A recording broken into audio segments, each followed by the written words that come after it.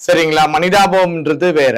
இவங்க வந்து ஏழை எளிய மக்கள் எல்லாம் நிறைய ஏமாத்தி அவங்களுக்கெல்லாம் வந்து மொபைல் மூலியமா ஆன்லைன் பரிகாரம் பண்றேன், உங்களோட குறைகள் தீரும் அப்படி இப்படின்னா சொல்லி சிங்கப்பூர், மலேசியா அங்க இங்க இருந்தெல்லாம் நிறைய பேரை கிட்ட வந்து நிறைய வேலைகள்லாம் இவங்க சித்து விளையாட்டுகள்லாம் காட்டியிருக்காங்க.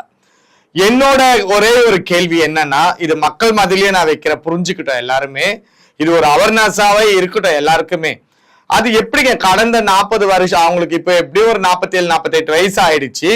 40 வயசு வரைக்கும் வந்து ஒரு தொழிலையும் ஒரு மாடலிங் ஃபீல்ட்லயும் இருந்தவங்க தன்னோட மார்பகத்தையும் தொடைகளையும் கைகளையும் வயிற்றையும் காட்டிட்டு இருந்த இந்த சாமுண்டி மலாய்க்கா இப்ப எப்படி திடீர்னு வந்து ஆன்மீகத்துல நான் சிறந்தவளா வந்து உட்கார்ந்து இருக்கேன், என்கிட்ட வந்து காளியம்மா பேசுறாங்க, அந்த எக்கிய குண்டத்துல வந்து காளியம்மாவை காட்டுறேன், நான் மொபைல்லயே பேசி பரிகார பூஜை எல்லாம் பண்றேன், அதெல்லாம் நடக்கும் அப்படின்னு எப்படி மாற முடியும்? இது சாத்தியங்களா?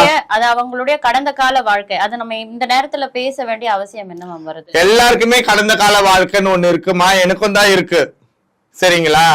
ஆனால் இந்த இப்போ நம்ம பேச வேண்டிய நேரம் என்னன்னா, இவங்களால பாதிக்கிறவங்க நிறைய பேர் இருக்காங்க.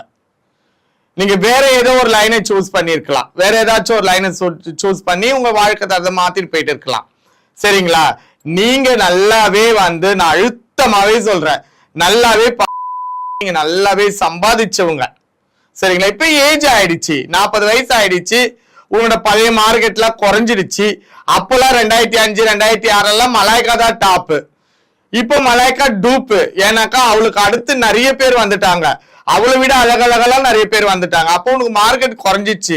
உன்னை இப்ப இந்த மலாய்க்காவை ஒரு கோயங்கொத்துல ஒரு நாய நக்கலை, ஏன் மிஞ்சி போனா ஒரு பூனை கூட இதை மோர்ல. அப்போ வந்து என்ன பண்ணிட்ட, உனக்கு வருமானத்துக்கு வழி இல்லைன்னு சொல்லிட்டு ஆன்மீகம்ன்ற ஒரு பேரை தூக்கி நீ மேல போட்டுக்கிட்டு இன்னைக்கு நீ பணம் சம்பாதிக்க ஆரம்பிச்சுட்ட. ஆனா இதுல ஏமாறக்கூடியவங்க ஏழை எளிய மக்கள்.